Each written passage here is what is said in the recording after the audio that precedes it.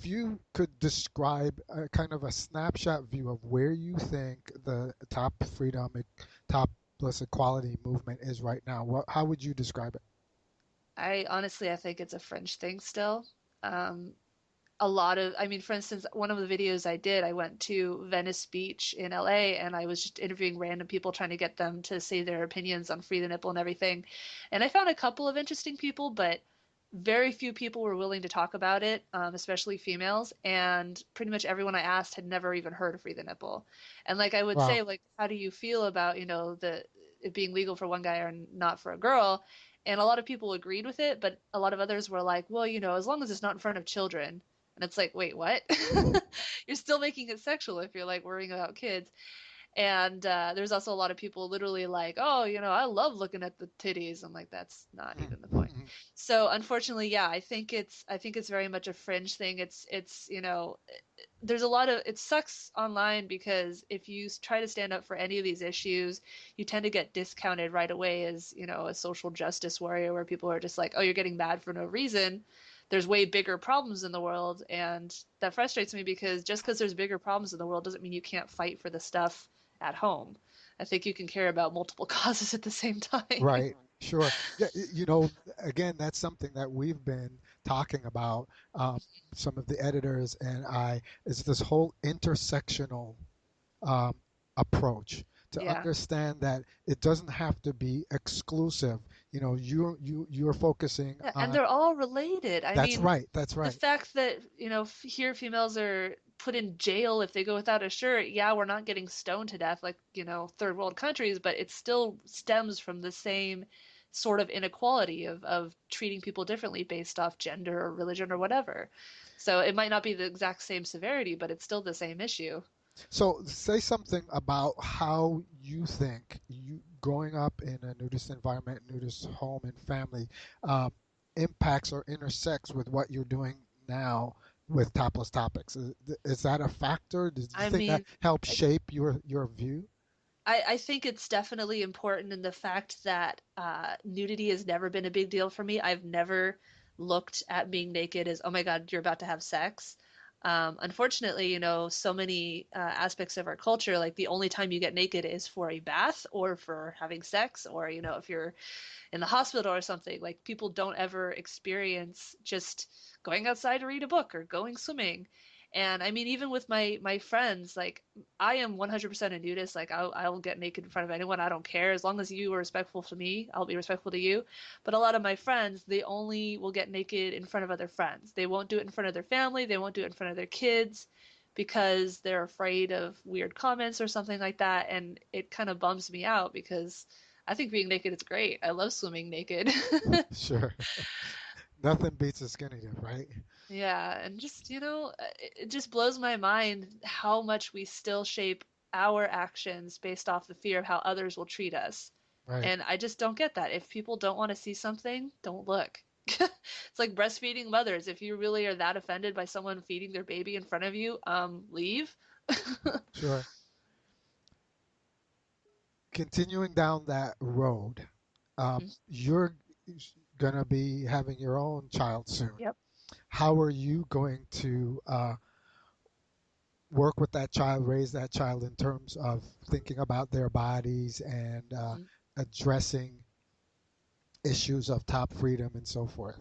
hmm Well, so another kind of different way of my upbringing versus what I've heard other friends report is that my parents have always been pretty uh, honest as far as, science and nature and biological and stuff. Like we never had a poo poo, tee tee, that kind of childish phrase. It was always like, this is a penis, this is a vagina. Like they're not bad words, they're just medical terms. And in the same sense, if and I love that nowadays, there's obviously a lot of garbage on the internet, but Google is an amazing resource. If you want to know something, you can look up pretty much anything.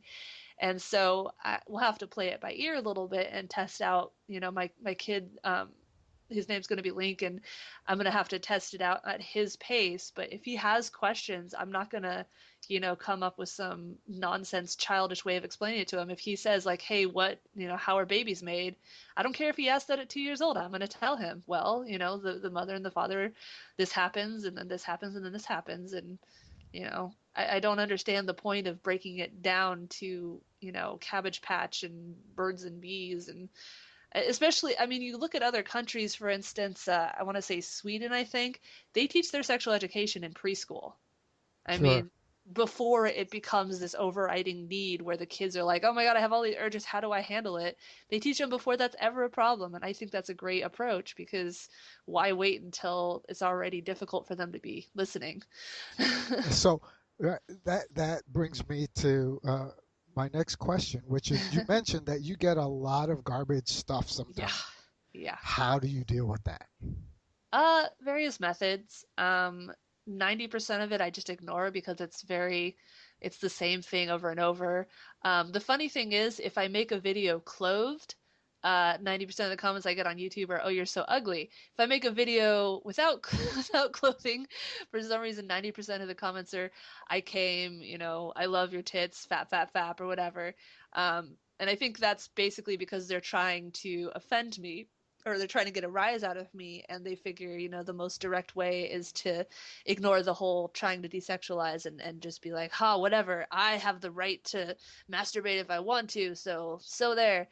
Every now and then I'll get a comment that is actually pretty well thought out, but they're usually the same kind of thing, breasts are sexual objects, blah blah blah. And sometimes I'll write out a whole long response to it. Sometimes I'll just refer them to, for instance, a Tumblr post where I already answered the same kind of question. That's why I really want to do that project that I mentioned where I have the frequently asked questions because I get the same things over and over. And I would really love, rather than type out the answer every time, to just be able to go, hey, if you're actually interested in having a dialogue about this, here's a video with various people's perspectives on this.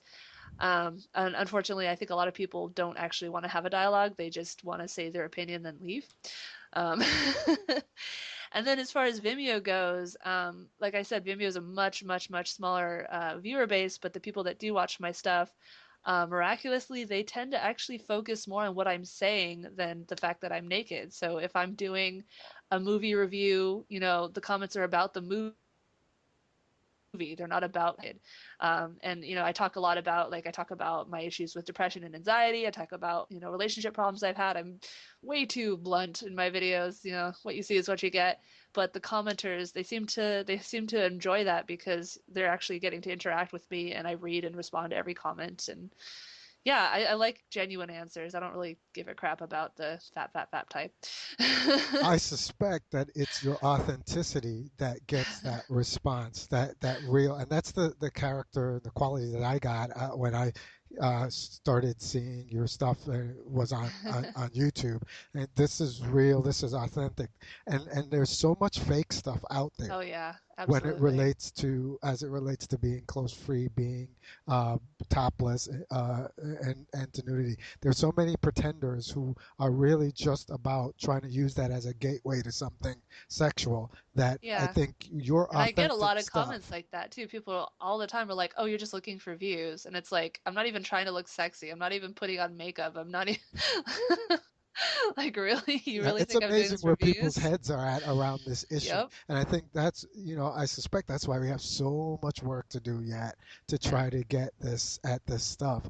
Um, I want to be respectful of your time and I appreciate you coming on with us. Again, we've been talking to Cleo. She is It's only the been 20 minutes. founder of Topless Topics. And I just want to, before I let you go, what is it that I haven't asked you about that you would like our listeners to know on the Cold Free Life Update? We try to really bring the latest news as well as thoughts and leading edge thinking about issues that relate to clothes free living. And we describe that as being, a preference Mhm. for being not wearing clothes when you're at home or when you're out and about at whether it's at a resort or someplace private Anywhere or you're allowed what to. anywhere that you're Yeah. allowed to legally that you choose that preference. And so, what would do you think our listeners would like to know about you that we haven't covered? Uh, I mean, that's kind of a hard thing to answer.